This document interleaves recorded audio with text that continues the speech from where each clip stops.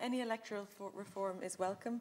This is long overdue, and we're all aware of issues around voter registration, the inaccuracies of the register of electors, and poor voter education. Our republic is founded on the sovereignty of the Irish people, but this can only be realised through an electoral system that proactively enables participation, fostering understanding of elections, and facilitates as many people as possible in voting.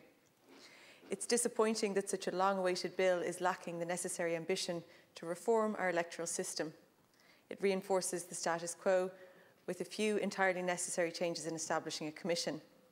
There are three areas I want to highlight as needing particular attention.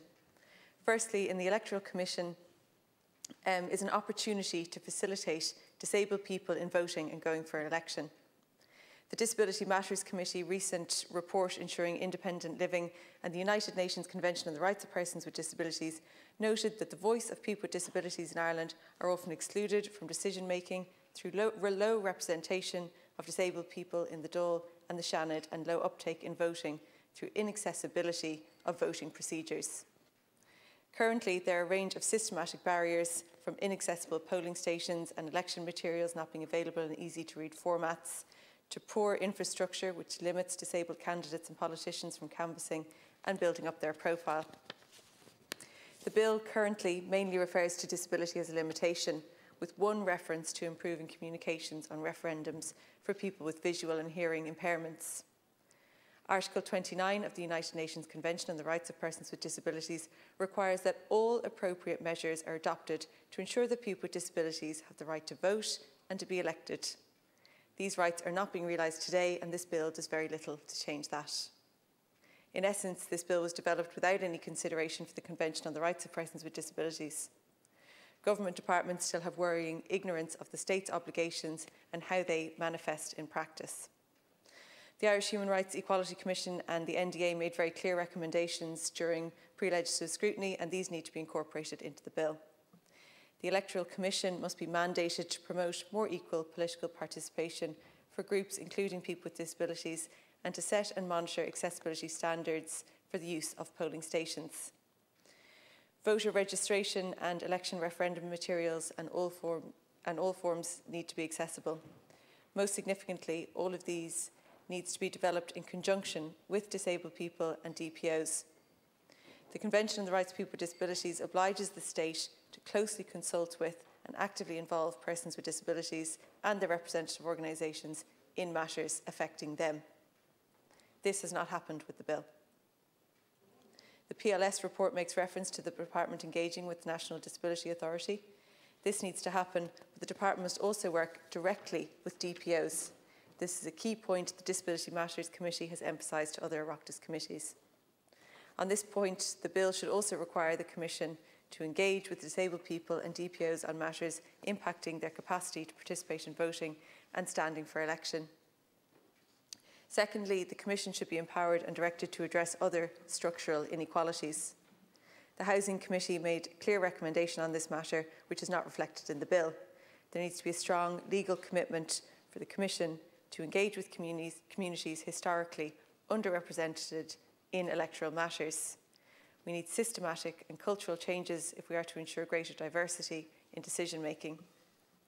Submissions on the bill highlight this. The Irish Council of Civil Liberties recommends that the Commission have a role in candidacy support, while the Irish Women's Council of Ireland urges that the Commission develop standards in political discourse that are free from discriminatory rhetoric and hate speech. This is an area in which the bill could have considerable transformative potential. Unfortunately, the ambition is currently lacking. Saying the Commission could or might do something is very different from being mandated to act on these issues. Discrimination, sexism, racism, and ableist thinking all need to be actively confronted. The Commission, as envisaged by the Government, will not confront any of these.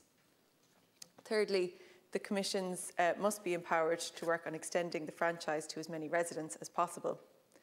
Ensuring that more people are eligible to vote enhances our representative democracy and strengthens integration.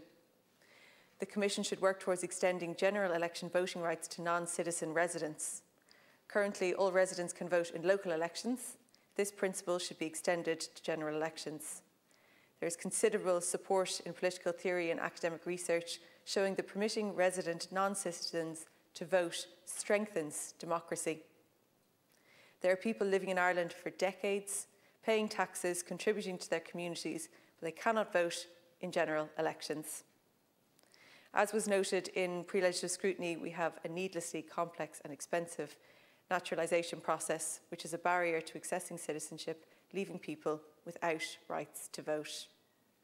This is an obvious area the Commission could address. Related to this is voting for 16 and 17-year-olds. In 2013, the Constitutional Convention recommended that the voting age be lowered to 16. No action has been taken on this in almost a decade, and the only thing this bill has to offer is pre-registration for voting at 18. Scotland, Norway and other countries have demonstrated the positive impact of extending the franchise to 16 and 17-year-olds.